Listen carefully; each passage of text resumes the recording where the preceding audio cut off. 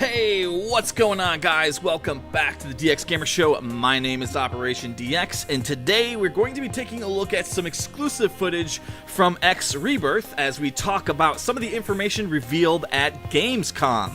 Recently, I've been granted access to some pretty cool footage, and I went ahead and I cut it up and tried to show you guys some extended parts of the trailer or some new stuff altogether. So let's jump right into it with some of the new information given by Egosoft during the Gamescom event. This game is not another rehash of the old X games. This has been built from the ground up and they have been working on it for 7 years. One of the things they wanted to do with X Rebirth was make it more accessible to more people. When you came into the old X games from all the additional expansions and additions to the game, you may have been completely lost and it may have been just too overwhelming and too complicated with too many menus. And with this, they've tried to streamline it to where it's not overwhelming for the new player. If you're a fan of the old series and like the old series, you don't have to worry because the depth and complexity is still there. But the game has been designed with the mindset of giving more people accessibility, and you don't necessarily have to be a hardcore Egosoft fan and be familiar with all the older games to be able to get into the new X Rebirth game. When Egosoft started the X Rebirth project, space games weren't exactly the most popular games around, so they really wanted to focus on reinventing the space game and making it more engaging. One of the ways they're doing this in X Rebirth is with space cities. These space cities aren't simply just one large station, but they're made up of lots of complexes that make up the city as a whole, and there's lots of interaction points where you can do trading, or you can land at the station and hire people to work on your ships or your stations. Something else they wanted to do was bring the combat close to the stations where you're flying throughout the complex and interacting, and they had to build an AI that could, deal with these things, and they've done it, and it's pretty awesome. Large capital ships have kind of been designed with the same ideology, where you have lots of interaction points such as missile turrets and shield generators and engine subsystems and all kinds of stuff you can knock down.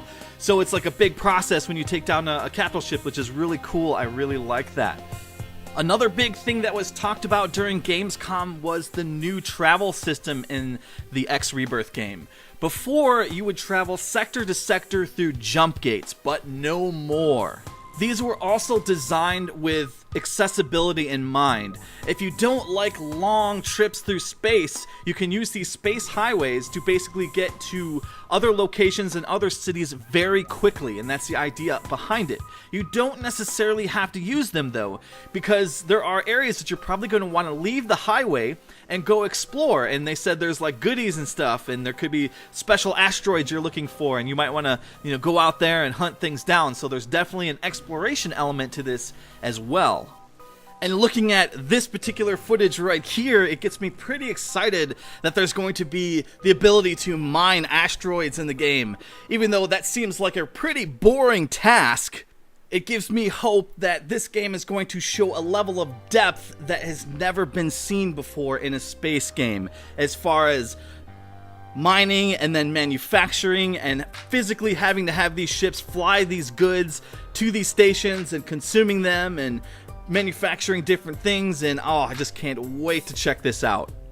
One of the other things that was talked about during the Gamescom event that has me pretty interested is how they were talking about when you get bigger and you actually start running your own station, how you're going to operate and stuff. So I guess what you're going to have to do is go and hire a manager in one of these space cities, and then he's going to be basically your interface to operate your station. Of course, you're probably going to have to hire different crew or whatever to do certain things, and as you add on different elements to your stations, you're going to have to hire different people, which I think is pretty cool.